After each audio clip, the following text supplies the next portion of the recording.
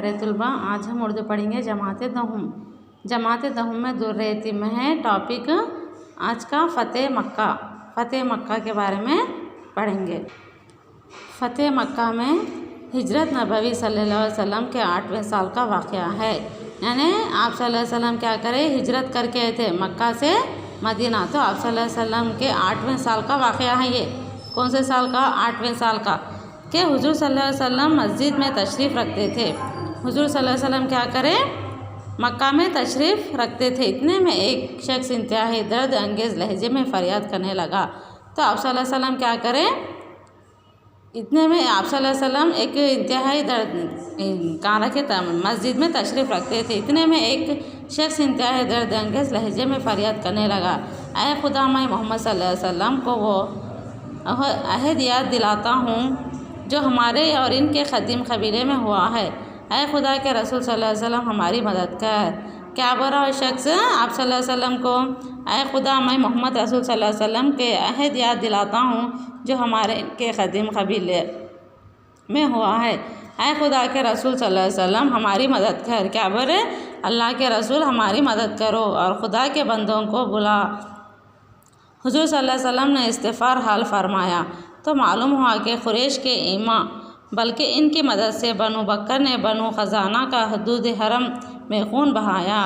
तो आप सल्लल्लाहु अलैहि वसल्लम को ये बात मालूम हुई कि ईमा बल्कि इनकी मदद से बनु बकर ने बनु ख़ज़ा का हदूद हरम में खून बहाया था और मुआहदा शिकनी की सलाह दिब्या के शराइत की बुनियाद पर बनु ख़ज़ा और मुसलमान एक दूसरे के हलीफ हो गए।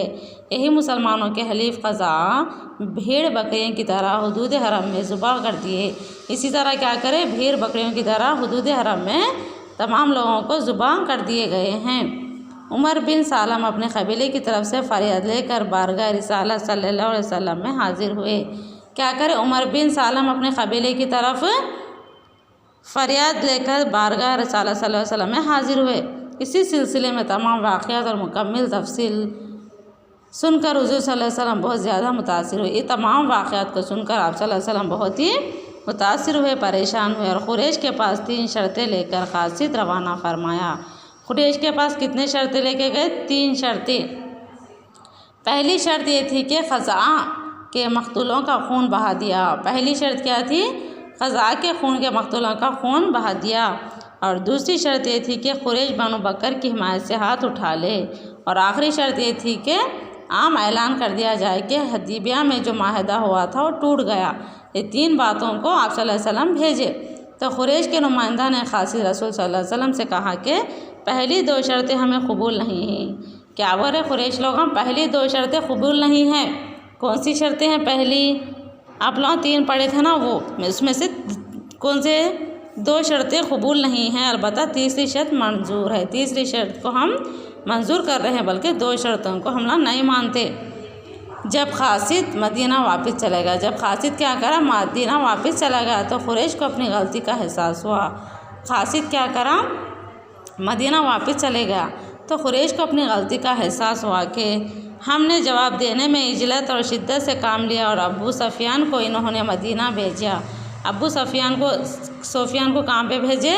मदीना। और अबू सुफियान ने हदीबिया के सलाह नाम की तजदीद की कोशिश की मगर अब मामला सुलह और तजदीद सलाह की हद से गुजर चुका था।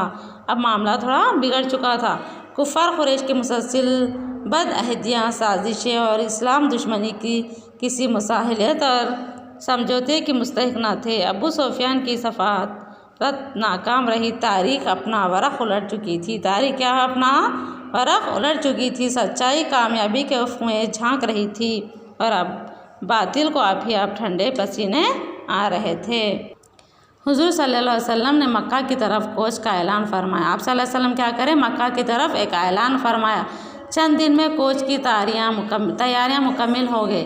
चंद दिन कोच की तैयारियाँ मुकम्मल हो गए। यहाँ तक कि रमज़ान की 10 तारीख़ 8 हिजरी को हुज़ूर सल्लल्लाहु अलैहि वसल्लम 10,000 फ़िदाई और अक़ीदतमंद सहाबा को साथ लेकर मदीना मुनव्वरा से मक्का मुकर्रमा की तरफ रवाना हुए। तो क्या करें, रमज़ान की 10 तारीख़ थी। क्या थी? रमज़ान की 10 तारीख़ थी। तो हुज़ूर सल्लल्लाहु अलैहि वसल्लम क्या करें, 10,000 फ़िदाई और अक़ीदतमंद सहाबियों को अपने साथ कहाँ लेके गए? मदीना मुनव्वरा से मक्का मुकर्रमा की तरफ रवाना हुए। कौन? आप सल्लल्लाहु अलैहि वसल्लम मंजिलों पर मंजिलें तय करता हुआ एक मुक़द्दस लश्कर मक्का की हदूद में दाखिल हुआ। हुज़ूर सल्लल्लाहु अलैहि वसल्लम ने हज़रत अब्बास को हुक्म दिया कि जाओ, क्या करे आप सल्लल्लाहु अलैहि वसल्लम, हज़रत अब्बास को हुक्म दिया जाओ अबू सुफियान को किला पर ले जाकर खड़ा कर दो ताकि अपनी आँख से अल्लाह की फ़ौज के जलाल वसअत का मुशाहदा कर ले। सबसे पहले क़बाइल अब की फ़ौजों ने पेश कदमी की। तमाम कबीलों के दस्तों के बाद इंसार की बार आई। उसके बाद किसकी बारी आई? इंसार की बार आई। तलवारें नेज़े तरकश ज़र, तलवारें क्या हो गए? तेज़ तरकश ज़र हैं। इल्म और सबसे बढ़कर इनका जोश मसरत, हुस्न खुलूस और जज्बा अक़ीदत। क़ुरैश इस एहतमाम को देखकर काम गए। क़ुरैश क्या करें? तमाम चीज़ों को देखकर काम गए। ए इंसार थे कि रसूल सल्लल्लाहु अलैहि वसल्लम और सहाबी रसूल के मददगार, क्या करें? रसूल सल्लल्लाहु अलैहि वसल्लम के सहाबियाँ तमाम मददगार थे, मदद करते थे आप सल्लल्लाहु अलैहि वसल्लम के खिदमत में। और जिन्होंने महाजिरीन के साथ भाइयों और जैसा सलूक किया, इस्लाम की हिमायत में जो सदा सीना सपर रहे, मुक़द्दस जंगों में जिनकी शाजात और जोश बहात के अफसानों ने तारीख़ इस्लाम के औराक़ हमेशा मज़ीद रहे। क्या हुआ? इस्लाम के औराक़ और मज़ीद रहे। कबीलों के तमाम दस्त एक एक करके गुजर चुके तो सबसे आखिर में ख़ुद मोहम्मद सल्लल्लाहु अलैहि वसल्लम मक्की मदनी अल अरबी की बासवारी मक्का से गली कोचों को महकी हुई खाक के ज़रों को माह व महर बनाई हुई नज़र आई। आप सल्लल्लाहु अलैहि वसल्लम को क्या करें? मदनी से मक्का के गली कोचों तक इनकी महकी हुई खाक के ज़रों को माह व महर बनाती हुई नज़र आई। हज़रत ज़बीरुल उलूम के हाथ में इल्म नबी सल्लल्लाहु अलैहि वसल्लम था। इनके हाथ में क्या था? एक झंडा आप सल्लल्लाहु अलैहि वसल्लम का। और हुज़ूर सल्लल्लाहु अलैहि वसल्लम ने फरमाया तो आज़ाद जज्बा तशक्कुर से सर मुबारक को झुका लिया था। जब भी मुबारक का जावेद से लग गई थी। जिस वक्त इंसार का लश्कर मक्का में दाखिल हुआ, क्या हुआ? लश्कर मक्का में दाखिल हुआ था तो हज़रत सैद बिन अब्बास अबादा हबीश इंसार के अलम बरदार थे। क़ुरैश मुसलमानों की फ़ौज देखकर, क़ुरैश लोग क्या करें? मुसलमानों की फ़ौज को देखकर और बदहवास हो गए, यानी परेशानी के आलम में हो गए। मुकाबले की किसी में हिम्मत ना थी, मुकाबला करने क़ुरैश के पास हिम्मत ना थी। इनके बाजुएं शजात आज शल हो गए। तलवारों के जौहर आप ही आप धंधले हुए जा रहे थे। तलवार आप ही आप धंधले हुए जा रहे थे। जराते जवाब दे रही थी कि अरब की आबाई गैरत और परावसी थी, मगर इस हालत में भी क़ुरैश की एक टोली से ज़ब्त ना हो सका। क़ुरैश की हालत क्या थी? मुसलमानों को देखकर बहुत ही हैरान होने लगे। इसने हिम्मत करके हमला किया। क्या करे? इस्लाम हिम्मत करके हमला किए और कर्ज़ बिन जाहिर फ़हरी और हब्श बिन अश्र दो सहाबियों को शहीद कर दिया।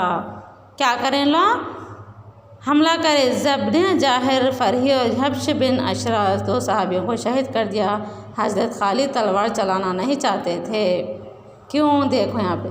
मगर जबकि दूसरी तरफ तलवारें अपना काम कर रही थी, दूसरी तरफ तलवारें अपना काम मुकम्मिल कर रही थी। तरह देकर खामोश बैठे रहना और मोरिका जदाल क़ताल से सिर्फ नज़र करना भी किसी भी तरह मुनासिब ना था। खालिद ने भी तलवार का जवाब तलवार से दिया। खालिद क्या करे? क़ुरैशों के साथ तलवार का जवाब तलवार, दो सहाबियों को ख़त्म करे थे उन्होंने। इसी तरह खालिद क्या करे? तलवार का जवाब तलवार से दिया। यहाँ तक कि कुफ़ार मैदान से भाग निकले। कुफ़ार क्या करे? मैदान से भाग कर निकल गए। इनके 13 आदमी काम आए। मक़तूलों की तलाशें भी वो साथ ना ले जा सके। खालिद के तैमूर अता वालुदा थे। नंगी तलवारें पर काफिरों के लहू आगाज़ मिला था। क्या हुआ? खालिद के तलवार के ऊपर काफिरों का खून लगा हुआ था। हुज़ूर सल्लल्लाहु अलैहि वसल्लम ने खालिद से बाज़ परस फरमाई। क्या बर आप सल्लल्लाहु अलैहि वसल्लम खालिद और दूसरे सहाबी ने पूरा वाक़या बेकम व कसात बयान कर दिया। मालूम हुआ कि जंग का आगाज़ कुफ़ार क़ुरैश ने किया था। आप सल्लल्लाहु अलैहि वसल्लम को ये बात मालूम है कि कुफ़ार क़ुरैश, आप सल्लल्लाहु अलैहि वसल्लम फरमा रहे कि कुफ़ार क़ुरैश हमलों से जंग करे हैं, छेड़छाड़ करे हैं।